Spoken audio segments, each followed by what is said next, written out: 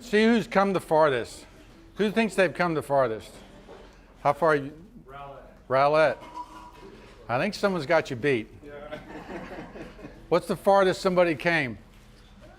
Where's the guy I just talked to? 70 miles. Where was the guy? San Marcos. There you go. That's got to win, right? San Marcos. Thank you for coming. Appreciate everybody being here. We are. I got a shout out to my wife. This is the Georgian theme, right? So she did all these Georgian things. We got the Philadelphia, what is it? Cheesesteak things? Yeah, Philly cheesesteak, the Liberty Bell pretzels. Liberty Bell pretzels, yeah. There you go. What was the other thing you had? Germantown brought back. There you go. Something else. Oh, the Quaker oatmeal raisin cookies. And the Hershey, Pennsylvania brownies. There you go. So we're all themed out. So what I wanted to do was thank you all for coming, first of all.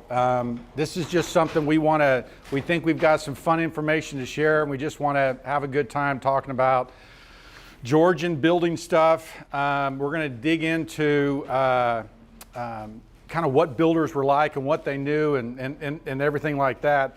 I want to shout out to, are we going live? Are we doing it? Thanks for Austin and Kristen filming this thing, putting it on YouTube. The sponsors, Kuchen Brothers and Windsor.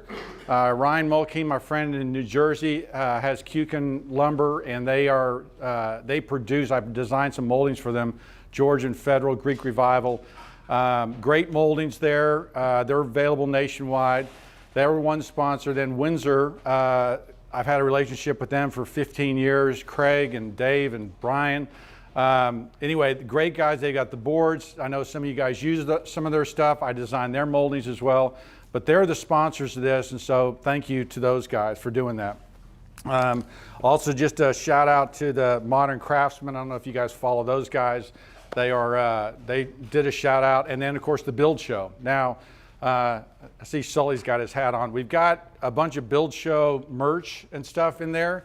If you want a hat, you want a t-shirt, feel free to take one.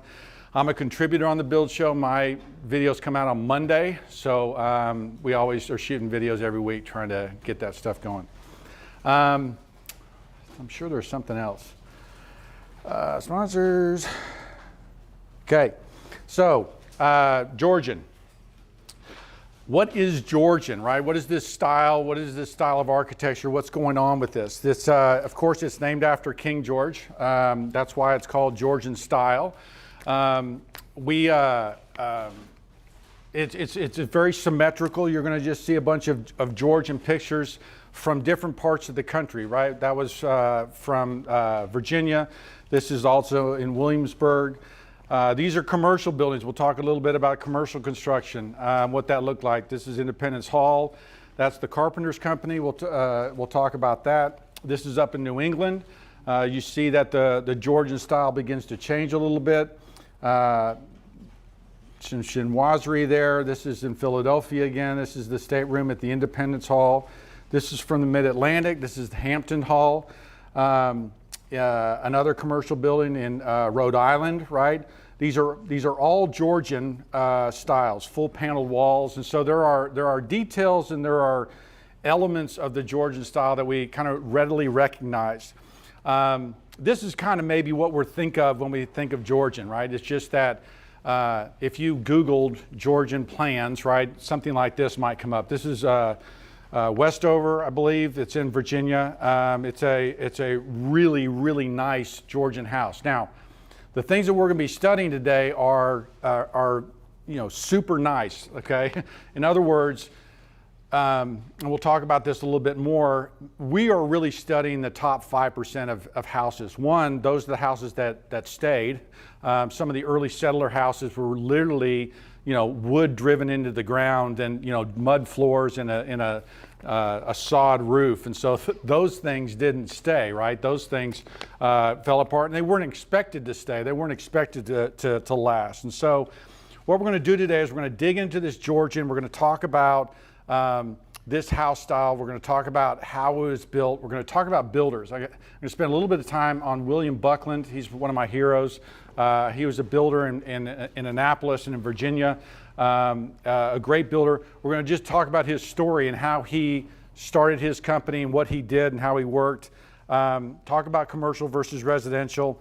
And then we're going to spend a little bit of time on masonry. And so what I want to do as we go through this kind of course, and we got another one coming in July and another one in August. The next one will be federal style, and then the next one will be Greek revival.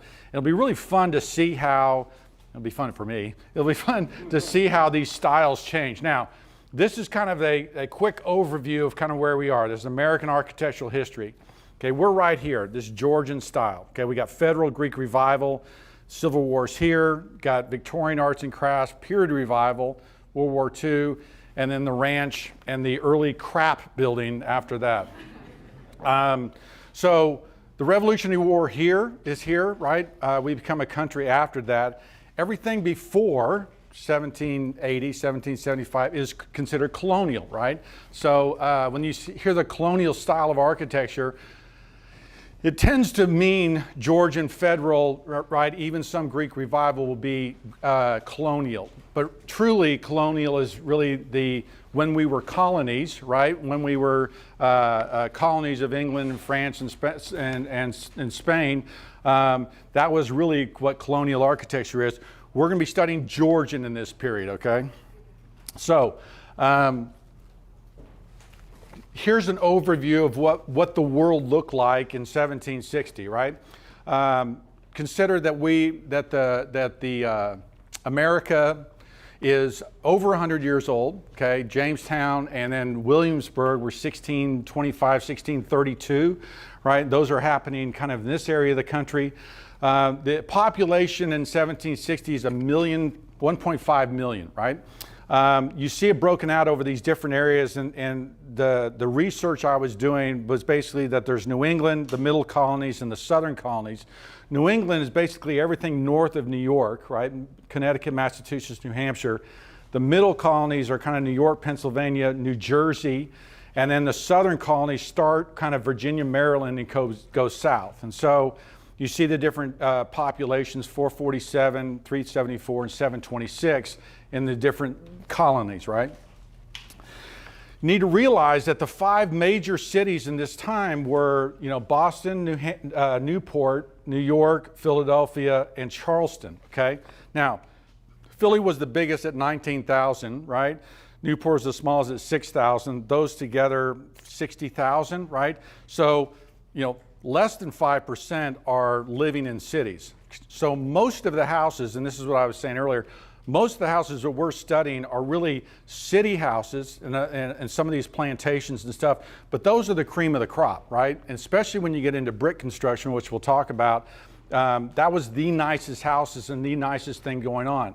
At this time, Philadelphia is kind of the hot spot, the big town. It's the largest town. Charleston may be the richest town, okay, at this time. Some of the architecture and details that come out of Charleston are just overwhelming for the size of it. A lot of Charleston gets settled by people out of the Caribbean that come to Charleston and kind of in the New World. So a lot of different things going on. That's kind of where the cities are laid out.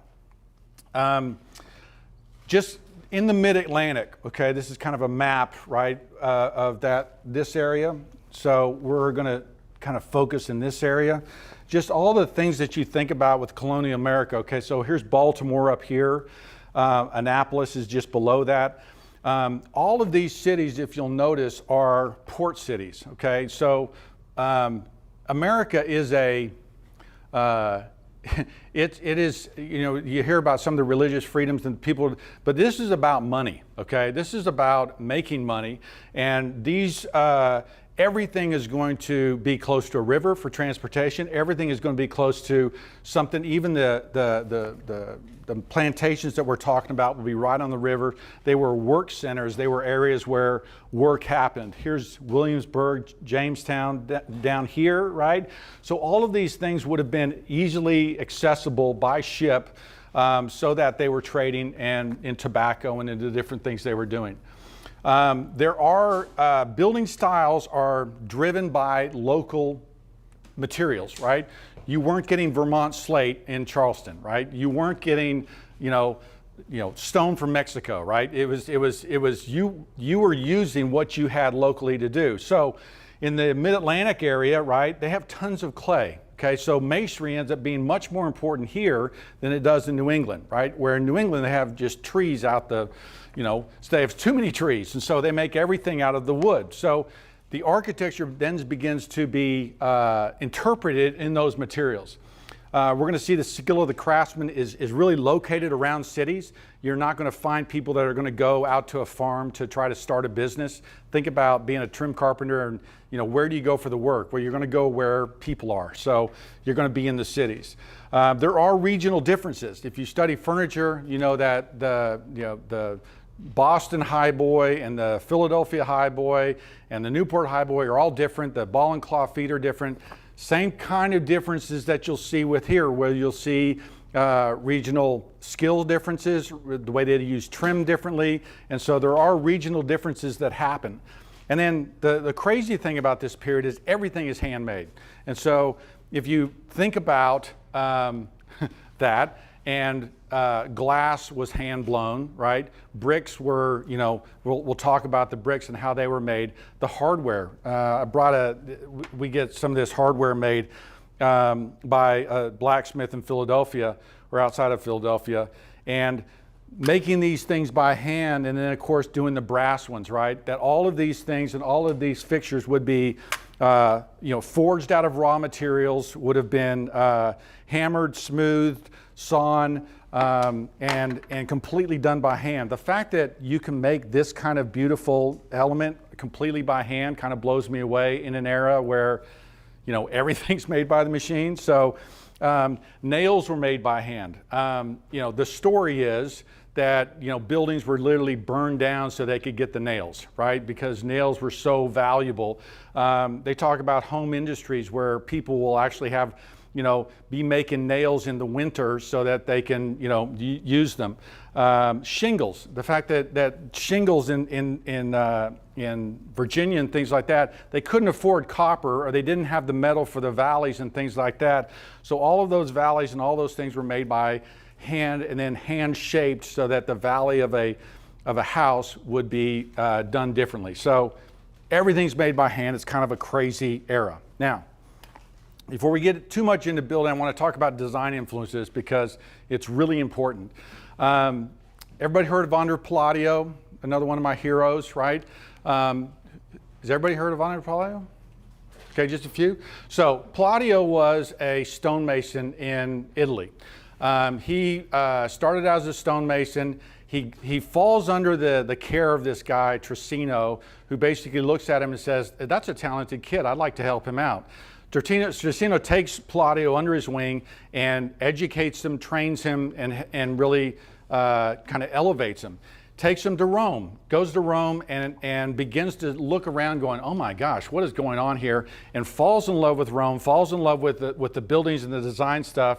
And so he is the most influential architect of all time. That's probably not an exaggeration. I don't think it's an exaggeration. He is, his building and his architectural styles and the things that he did have changed the way we look at things. He went to Rome and actually got up on buildings and actually studied their proportions and their details. He fell in love with the Roman stylings and was amazed by them, was looking at these ruins going, what was going on here? And some of the conversations that people were having, remember Rome falls in 300, 400. You go through the Middle Ages and now we're back into the Renaissance, 1500s, right? It's been almost 1,000 years, over 1,000 years since Rome kind of ruled. And if you look at, the Forum, which was the center of Rome, and you look at this print from Piranesi, this was called the cow fields, the Campo Vicino, right? Essentially, here's Rome, right? And the main center of everything else. Peter gets crucified outside of the cities. So the Vatican City and all that stuff, it happens outside of Rome.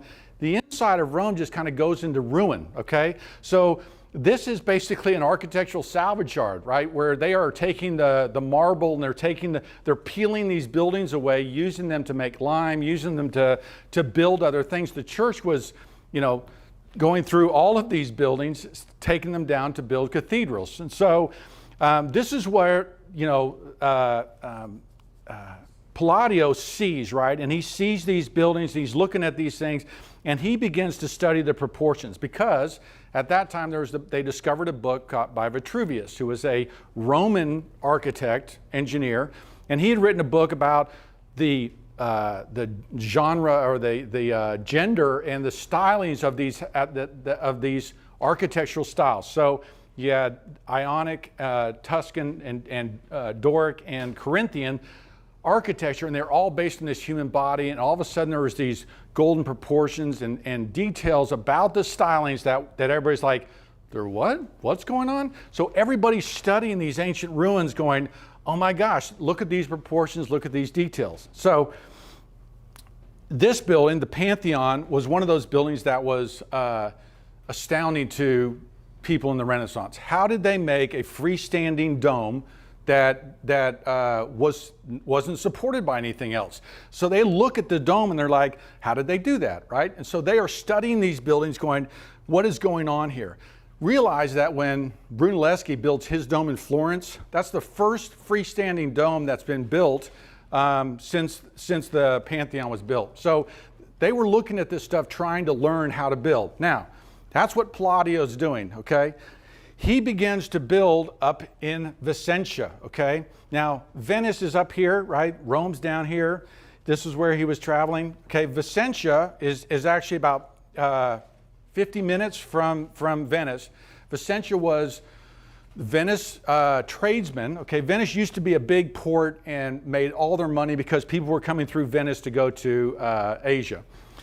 When they started going around the Horn and everything else, Venice stops having that trade money, and they move out to the country and they begin to ask for houses. And so Palladio is asked by these homeowners to build them houses. And after his studies of Rome, he basically invents a house style. Okay, so he invents this kind of what you might recognize as the English country house.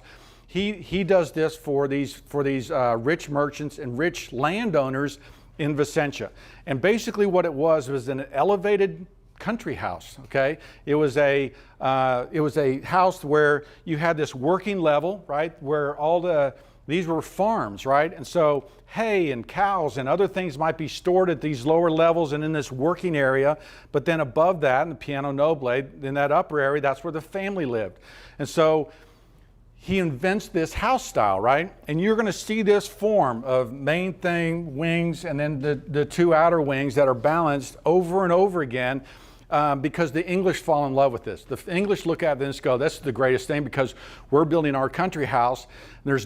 We are the new Rome, right? We're the great country, so we need to be building the new Rome in England, and they begin to build their houses. Now, this is Villa Rotunda, a very important house in Vicentia that he built. This is Chiswick House, okay? This is Lord Burlington. He went to Italy, studied Palladio, went, oh my gosh, I gotta have that. Built this house after Villa Rotunda, which has 4 sides, just like Villa Rotunda. I'm showing you this because this is how important it was to English things to be copying Palladio.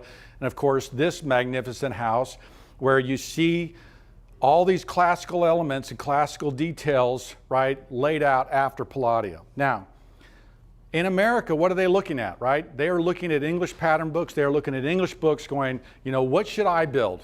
This is Drayton Hall in South Carolina. It originally looked like this. Palladian villa, right? With these wings that go out on either side. They've now found these things. I visited this house probably 10 times. And the first time I went, you didn't see any of the wings, but they've now excavated the wings and they've got them kind of blocked out where they would have been. So this was a Palladian building. This is like 1740s. So this is really pretty early. But you have guys looking at this, and then I've got these, by the way, all this information, I'm just regurgitating information, you know that? These are the books that I'm using to kind of trying to figure things out and try to learn all this stuff. The best book, and the one that you probably ought to read if you like this stuff is this book called Chesapeake House. It's an incredible book talking about all about the history, how things were made in that colonial era. But they talk about these books, okay? So these are reprints of these kind of pattern books that would have come out of England, right? Vitruvius, James Gibbs, okay? These are the pattern books, and if you look in these books, you see these style houses laid out because everybody was influenced by Palladio. Let me just catch up here. Any questions about any of this so far? I got you spellbound. So other design influences at this time would have been, the pattern books like this, okay, Palladio's books. There was traveled people, okay. There was gentry who had traveled to England and seen things that would be consulted for design and consulted for things like that. They might be, but builders really were a big influence to how things were built. This is Carter's Grove. This is one of the more famous houses. This was the first workman's house, and then they built this onto it later, and we'll come back to that and I'll show you that. I'm down on the James River side, looking back up at Carter's Grove. It looks very genteel now, right? In the time, remember, this is a center of commerce, right? This is a center of work. So this would have been filled with spices and tobaccos and blacksmith working. And this was a mini city, right? That we see now, we don't realize how they worked, but that's how this would have built. This is, again, another very early house in Virginia and the way that would have laid out. Now, we're going to study my hero, William Buckland. But you need to understand that in America, okay, the builders were influential. It was thought that there was these gentry that ordered the books and had the books and figured out how things should be built, and the builders were just kind of following orders. It actually is my research is that these guys actually were, leading the effort on design and everything else, and William Buckland's a good example. Now, his story is that Buckland was trained as a carpenter, an apprentice in England, okay, and actually in London. So, excuse me. That was a big deal because he would have been trained by the best. His uncle was actually a joiner. Now, a joiner is someone who joins boards together. So a joiner would be basically a trim carpenter today. He might be making cabinets. He might be doing stuff. If you ever heard that saying, he's a joiner, it's more trim carpenter than a framer, okay? That's who he traveled, that's who he would have studied under. That's who he would have apprenticed under. He became an indentured servant. So Thomas Mason, his dad, George Mason, was building a house in Virginia, and they needed someone to come finish it out. And so he says to Thomas, hey, will you find me someone that would come work for us? And he creates an indentured servant clause, okay? An indentured servant, don't think of chains and being a servant that way. Indentured servant is basically a contract where guys basically said, I'll come work for you for 4 years. You're going to pay me this much money. In return, you're going to bring me over from England to America.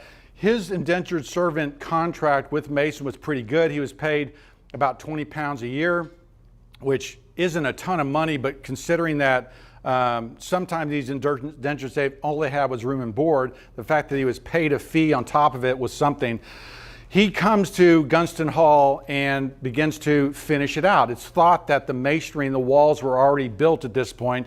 And so he begins and starts his business in Virginia, working for George Mason, and then he moves to Annapolis after that. Now this is Gunston Hall, okay? This is about 1740s, 1750s. This is the interior side of it. I mean, the elevation and the details here are really rich, really nice. You look in the dining room, right? Incredible carvings and incredible details. Now, Buckland was a carver, okay, so it's thought he's carved some of these things, but carving wasn't such a rare commodity that no one did it, so it's thought he had a carver or two on his staff.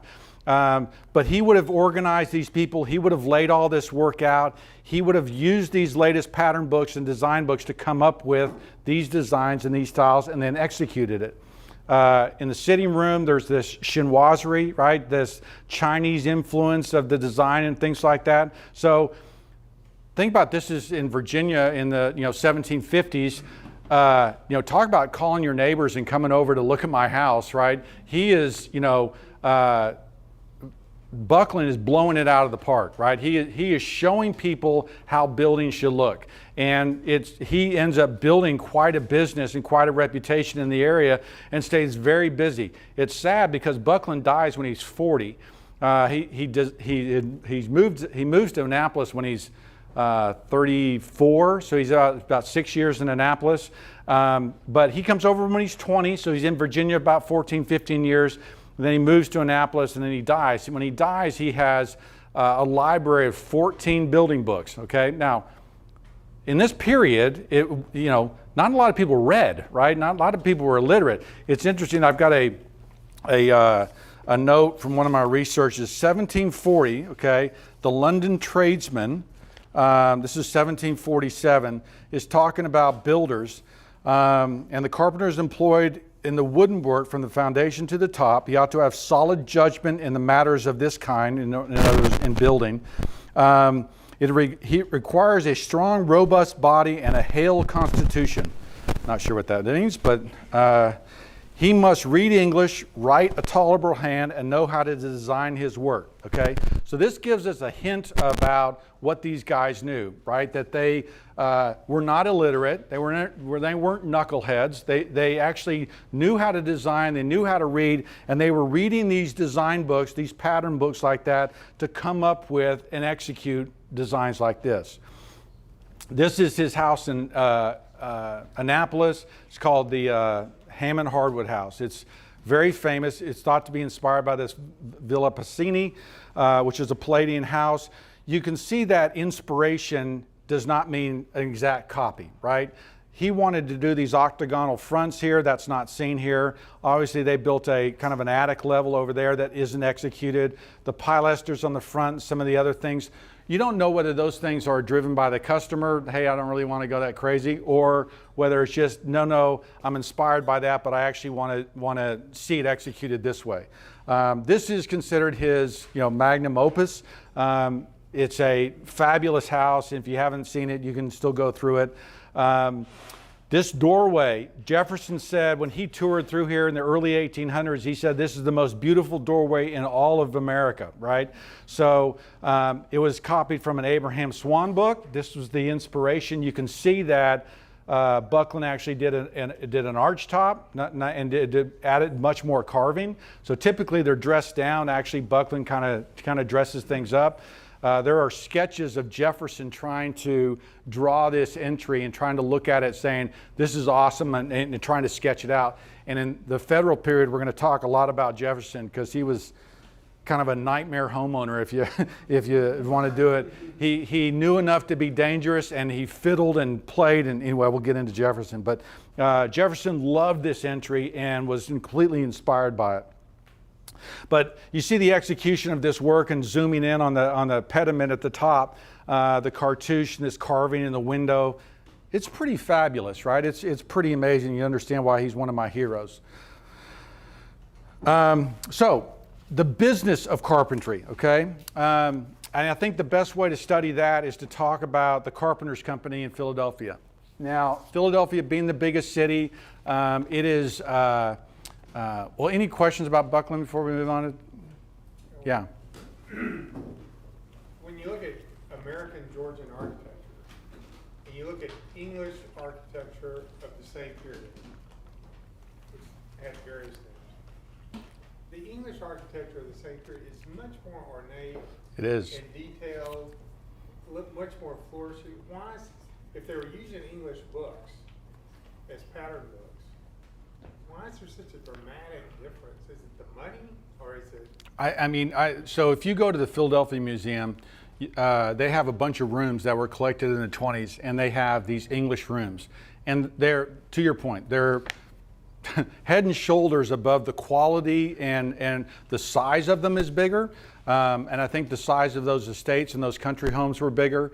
My Detailing is, yeah, there are examples in little spots of greatness in America, but it's all over England. And when I toured there and went through some of those Georgian houses, the level is, 2 or 3 steps above what you see in America. I think it's money. I think it's, inside of Carter's Grove, which was one of the richest houses, or the Miles Bruton house in Charleston. There's some levels of detail that you're like, holy cow, I don't think I've seen anything like this. Now, you would see that in London, but there are a spattering of houses, just not the same level. And, I think it's money, would be my guess. So, the Carpenters Company of Philadelphia, there's this book, if you want to read more about it, Carpenters Company of the City and County of Philadelphia, the 1786 Rule Book. Now, it's kind of a fun story. Basically, the historian for the Carpenters Company was rummaging around in the attic of this building and found an old box and found this rule book for builders. Now, what that means is that the rule book was how to charge and how to estimate things as a builder. And so these guys in about 1724, 1720, get organized and say, you know what, business is going so fast. There's so many new apprentices coming into Philadelphia. We've got to, get together and kind of form a union, right? It's a little bit of a union. It's a little bit of a trade group. It's a little bit of a thing. Now, go back to London in England and the guilds, right? There is an apprenticeship system and journeyman and master system in England that falls apart after the Great Fire of 1666. So as building happens and things like that, a lot of these guys are coming over to America, and in Philadelphia they organized into what's kind of a guild, kind of a union. This was set up so that they could, if someone died, they paid the widow a pension, and so they paid into this thing, but it also protected them. These guys were very well connected, and so they worked for the city, and they were like the zoning officers. And yeah, you've built over this building line, you've built over that building line. So they were really well connected, right? And important as far as how building happened in Philadelphia. They worked a number of different ways. They worked with a day rate, which is like an hourly rate, okay? They would work by a measure, okay? They work, which is basically a unit price, or they worked as a kind of a progress completion kind of thing, where there wasn't really a fixed price, but they were getting paid by the amount of work that they did. So, work happened a number of different ways. This is what their price book looked like, and realize that this was a very secretive book. It was said when someone died, they went to the widow's house and said, hey, we need our price book back. Jefferson in the 1800s, he said he wanted a copy and he couldn't get one. So, right? And if you're Thomas Jefferson, you can't get one. It's a secret book. Notice that in the second page, it talks about drawings. Drawings designed making out bills of scantling, collecting materials, and sticking up stuff are to be charged by the carpenters in proportion to the trouble. So, in other words, they were doing drawings, okay? There really aren't drawings at this stage. Certainly getting 8 pages or 20 pages or 100 pages of drawings didn't happen in this period. Even famous buildings like Independence Hall, they don't have the plans for that. There's pictures that I had where a mantle was drawn on the back of a board, and then that board was used inside the house. They found it later. So certainly seeing elevations wasn't happening. And so when you were building a house like this, you would say, here's the floor plan. This is kind of what I'm looking for, and you would just work it out. So if there are plans, they don't exist anymore, and the plans that we do know about might have 2 or 3 pages. In this book, they had everything broken out, right? So pounds, shillings, and pennies. By these things, I picked a page that actually had a very expensive thing, right? And they do everything from door jambs, different types of door jambs, moldings. This dormer, right, was seven pounds, 10 shillings, okay? One of the more expensive things we had at this time. The siding on the side was an extra amount of money. The window was an extra amount of money. This is probably a 20 or 30 pound piece, right, all completely done. Now, my quick math is that builders were getting a journeyman were getting between 240 and 300 pounds a year. Okay, so about a pound a day. And so, if this is, 20 pounds, this is a few weeks of work, right? And so, anyway, it's kind of interesting looking at this and then seeing that, and this is like, 10 shillings, right? So, anyway, it's kind of interesting. I think it's interesting. Commercial construction. Yes, there was commercial construction. What it looked like is realize there's very few commercial buildings, right? You have churches, state houses, we're pretty much the commercial construction. And when these happened, they were built by and designed by committees, or they were designed by committees, run by committees, paid by committees, but often built by master builders. Okay? So Independence Hall was the Philadelphia State House. And basically they said, hey, we need a state house for Philadelphia. Let's put some money aside. Let's form a committee. Committee was made up of 3 or 4 guys. Each of those guys, it appears from the letters, went out and kind of came up with their own design. And then they got back together. They argued about it. One guy won, and he ends up having this design. And then they go to the carpenters company, right? The well-connected builders, and the carpenters company builds the building, and then the committee is the one that pays it out. It took about 10 years to build. So, commercial construction, I guess it's a little bit like it is today. If a church was building a building, they'd form a committee, they'd get together, they'd figure out the plans. The architect really, was the builder in this stage. Realized that the Georgian period is kind of the last period of the master builder architect person. It's after this in the federal period you have architects come about. You have Benjamin Latrobe, who was in Baltimore. He comes in. You have Bullfinch in Boston. So the architect that all he does is do drawings and does that stuff really wasn't around in this period. So it was a committee and then master builders who were building at this time. Faneuil Hall, this is the original Faneuil Hall. It was rebuilt with Bullfinch in the 1800s. But it was a market hall, okay? So this was near the wharf. It was a big market center below. They had a state house or a meeting room above, which obviously became very important during the Revolutionary War. But these were, these buildings and the civic buildings they built, except when they were churches, were oftentimes for commerce. And that's how this was built, and it was built the same way by committee. Any questions on any of that before I jump into masonry?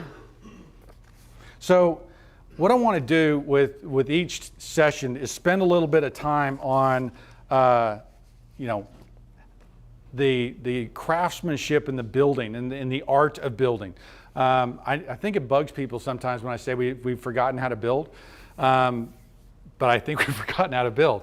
And I don't mean it in a bad way. I just mean when I look at the way they used to construct and I look at the way houses used to be put together and I see the quality and the design, I go, oh, okay. And as I study the old rules and I study the things, I go, okay, yeah, no, there are a lot of things we've forgotten, and that's what I mean. Now, this is what masonry and brickwork, firing bricks looked like. Let me explain what's going on here. Basically, in the mid-Atlantic, they had a ton of clay, right? You would do it when you're digging a basement, you just hit clay, and all of a sudden all you've got is clay. And so clay was basically taken out of the ground, cleaned, because there are sticks and muds and shells and different things in it. They would clean it, and then they'd put it into a big bucket, and then they would have people step on it, and it was called treading out. And they would basically work the clay. They put a little bit of water into it, and they would work it into like a Play-Doh. Okay. Once they got into a Play-Doh, they had wood molds. So this is where wood molded bricks come from. They would sand the wood mold, and they would throw the mud into the thing and carefully lay the brick out. Let the brick dry for a week, a few weeks, a month, maybe longer.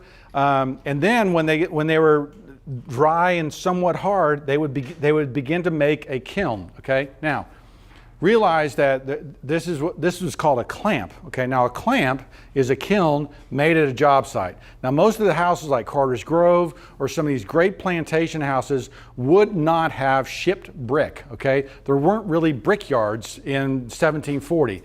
You would have built bricks on site, and so you would have find a brick master who could actually build the kiln and actually know how to fire these things, and then you would pull this thing away and you'd make it. Now, think about hauling bricks today in a truck with a trailer and things like that. They had a horse and wagon, right? So you're not hauling bricks, right? Down these bumpy roads that aren't paved. So making bricks on site made a lot of sense. Essentially what they do is you see that there's kind of 2 rows of bricks and there's about a ½ an inch between each row. And you see this thing that goes out in between, that's what you're looking at here, right? These aren't the same thing. And so you would stack these bricks up, right? And then you would build this kind of chamber around it. It was open at the top, and you would mud the whole thing, and then you would start this fire underneath here, and you would slowly raise the temperature inside this clamp, and that heat was coming up through here, right? Baking these bricks and things like that. And then for 4 or 5 days to get it up to about 2,000 degrees, okay? And then about another week or so letting it cool down, okay? Now, realize that they had very wildly different results with bricks, okay? They had waste sometimes of 30, 40, 50% of the bricks lost. Now, you've heard of clinker bricks and you've heard of different things like that. Basically, because these ovens and these clamps, if you didn't have a good mason, you didn't know what he was doing, you would have a lot of waste here. Some bricks were too soft, some bricks were too hard, some bricks became clinkers, right? And so you have this wild variety of different bricks that come out of a kiln that you have to then sort and move around and figure out. Now, there became all kinds of different bonding patterns. And a bonding pattern is, you got these different walls, okay? So a bond is where you bond 2 walls together. So in a 12-inch wall or an 8-inch wall, you need to bond. Otherwise, you're going to be building these 2 brick walls that are just going to be floating separately. You have to bond those walls together so that the whole thing can lock together, right? And so they have these different bonding patterns that you lay out, and you see this American, English, and Flemish. Now, in the colonial period, there's only English and Flemish bonds, and you'll see that here. Okay, so where's my Flemish bond? See this here? So a Flemish bond is when you have a runner and a header, runner, header, and then they alternate, right? So that it kind of goes up. It makes a different pattern and a different detail on the brick. See this little brick here? Those are glazed headers. And basically, sometimes in the firing, it got so hot it actually glazed the end of the brick. And that became a feature in the early era where it was very desirable to have these header bricks that were glazed. An English bond has all these headers going across, and then it has a couple courses and then another header, right? And so, where's my English bond? Right, I guess, can't see it. There's his English bond here, right? So you got all these headers, then runners, then headers. And so there was a magic to how they put these buildings together and how they bonded them. So it wasn't just throwing a bunch of bricks up there. They were actually using these patterns, using the different colors to kind of bond their walls together. Now, this is Carter's Grove again. This is where I was telling you this house was earlier. How do you know it was earlier? Because in the 1730s and 40s, this pattern of doing these glazed headers, right, which what you got to see Flemish bond, right? But all the glazed headers was very popular. But when they built this later, they didn't use that system anymore. And they changed it, right? The other thing that happens is that there is different ways of striking the mortar, okay? So striking the mortar means because wood molded bricks aren't perfect, okay? It's not until you get into the Victorian era that you have these perfectly shaped and perfect squares and perfect bricks. You see fingerprints in these bricks. You see all kinds of different bricks. They're very soft as well. So what they did was they actually had these striking tools, okay, to help make the lines look cleaner and better. And then over here, you see a wood molded brick, and these things are very tight together. We'll talk about wood molded bricks and how they did that, where they would make these shapes and how the mortar joints are much tighter on these and why they are. So there's a magic to these buildings, and as you look at the entry at Carter's Grove, that they are essentially building a beautiful entry here, but it's like a puzzle, all these different pieces put together. Now, the other thing they did is what's called a jack arch. And a brick arch or a jack arch is, remember, this is a solid masonry wall. And if I cut a hole in that masonry wall, all that brick's going to fall down. So what has to happen is you're creating a giant wedge in that wall that holds those bricks out. And what's cool is that all of these bricks are slightly different, okay, in size, until this one right over the door is straight, and then it shapes the other way, right? So every single one of these bricks is slightly different. And then the way they do it, they got 2, and then they got 4 bricks, and 2 and 4 bricks. It creates this wonderful little pattern. The other thing they do is sometimes these mortar joints end up getting, 1/16 or 1/8 of an inch, because these are called rubbed bricks. Now, rubbed bricks are basically soft bricks that come out of the kiln. They collect into a cohesive color, and then they actually literally rub them and cut them so that the glaze surface is off of them, and you see this even pattern and even color around the opening, and so that they would cut these and actually hand cut them and or mold them so that they had all these different shapes and how it was put together. Going back to the back side of William Buckland's house, the Hammond Harwood house, you see all of these different patterns coming together. You have a rubbed belt course, right? You have brick jack arches that are rubbed brick over each opening. You have molded brick. You got basically a pilaster here that supports this pediment, but you've got the molded brick at the top. The pattern, you got a Flemish bond here, and you got an English bond here. There's magic of the way of putting these buildings together and thinking about the masonry and thinking about how it was not just kind of thrown together. This is where I look back at the past and go, the opportunity we have to build great houses today, sometimes we've forgotten all of the different things that we can do, the bonding and just the simple changing in the bonding on a house. Instead of doing a running bond, changing the bonding to an English or Flemish bond can be magic. And so when you think about the levels of the different things that they were doing, it's even cooler. Probably the best practitioner of traditional building methods is an architect named Quinlan Terry. This is a building that he did in Williamsburg, Virginia.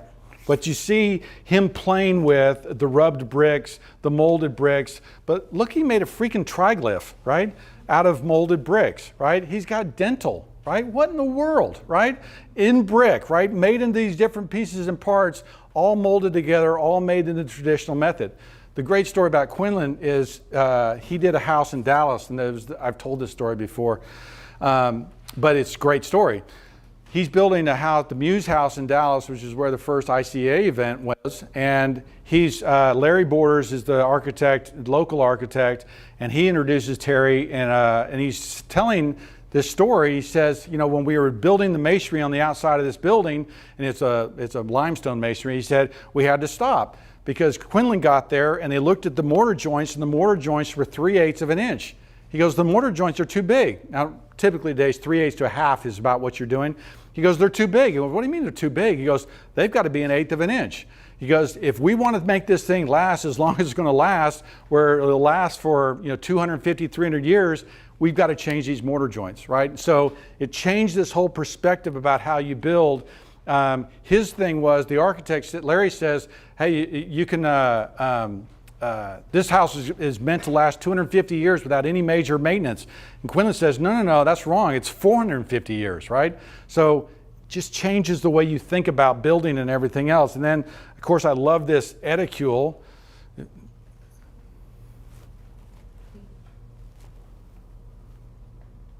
This edicule here, right?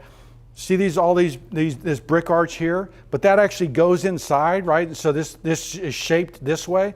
Curved work is the hardest thing to do with woodwork and masonry, but they've got a jack arch here that also slopes inside, right? He's made these are limestone obviously, but everything else is brick. Notice how tight those mortar joints are, right? It's just inspirational, I think. Now, this is not Georgian. I typed in Georgian plans in my computer, and so the part of the point of doing all this, right, is to highlight the challenges and the differences that we've got today with building. And so, you know,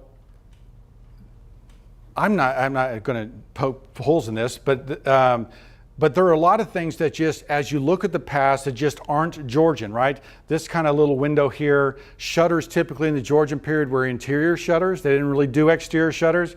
This little arch thing over top, that'd be more of a federal period. This, you know, thing here is not really classically styled, right? And so you begin to look at it and go, if you are typing in and you aren't looking at the past and you look at things and goes, oh, well, this must be Georgian. Yeah, I can kind of see it, right? It's symmetrical, it's kind of laid out, right? The beauty and the fun and the opportunity for us as builders and designers is to look at the past and be inspired like we were at the masonry and kind of see what our problems are, right? And so this looks like a new house, right? But this was in their Georgian collection. And, you know, the Palladian window up here and then arch windows over here, there just isn't a strong precedent for that look in the Georgian America. So, you know, certainly this entry, you know, these large pediment side things wouldn't have been there. You know, this kind of rich detailing with the coins and the cut stone or cast stone or however you're going to make that, is something that would have only appeared on very, very high level houses. You might have seen that on Philadelphia Hall, or you might have seen that at the Carpenters Company. But to have cut stone as kind of these elements, you know, it's just different. So I think the opportunity for us as we look at these designs and look at the styles and remember the Georgian style is that there's so many great things we can do, so many great design things that we can copy and cheat and steal from to build beautiful things that just be careful kind of what you're looking at when you're looking at that stuff. So, the Georgian period, right?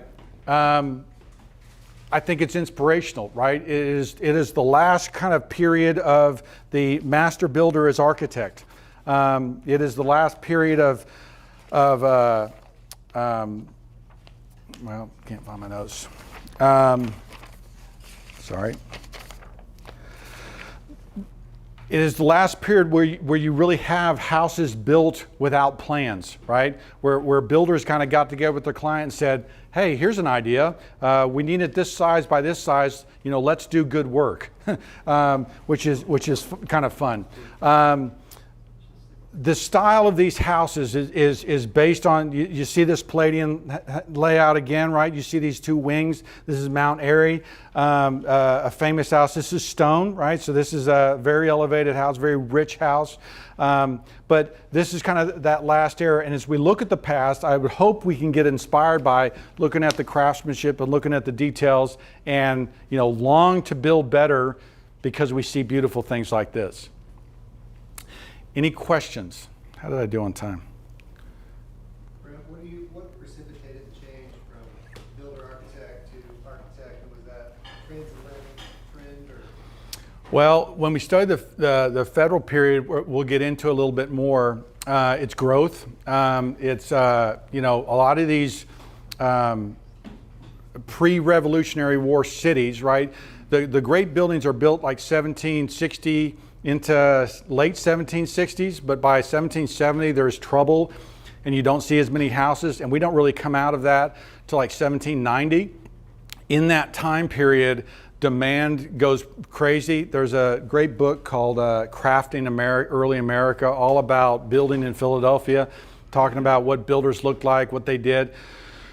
It isn't an overnight change, right? Because builders are still offering plans in the 1790s, 1800s, 1820s, but you see the rise of guys like Benjamin Latrobe, Charles Bulfinch, who actually are genteel men, right? They tend to be very well-educated people. They can talk to a committee like at Philadelphia Hall. They end up getting better projects, building churches, building state houses, overseeing that kind of stuff. So the need of the architect, I think, is part of it, that there needs to be someone who can actually pay them in, look at the work, yes, that's good enough, and go from there, as opposed to trusting the builder that everything's okay. So there was some of that, but it's an evolution. Realize that licensed architects aren't really around until almost 1900. So you know, the AIA starts in like 1870. The very first school here is like 1880. So you don't really have, you know, profession of architecture until later, but certainly the rise of those guys starts kind of after the Revolutionary War. Any other questions? Yeah. So the beginning of architecture, their architects were basically the project managers? Which one? Architects were basically the project managers? You mean? Like making sure everything got done, because that's not really their role now, right? Well, yeah, I mean, As far as payment and. yeah, so the in a very traditional architectural sense, and Gannon, you can correct me if this is wrong. Gannon, leave. You have a schematic design, design development, construction documents. Okay. Then there's that last porch where it's architectural oversight, which is them checking the pay app to make sure that that everything's paid, checking the work to make things going on. So there is a portion of their work that they allow for that does oversee that. Okay. Most people don't end up paying for that. Certainly residential contracts, you don't see it very often that an architect will oversee AIA payments. On commercial projects, almost every one is overseen by an architect.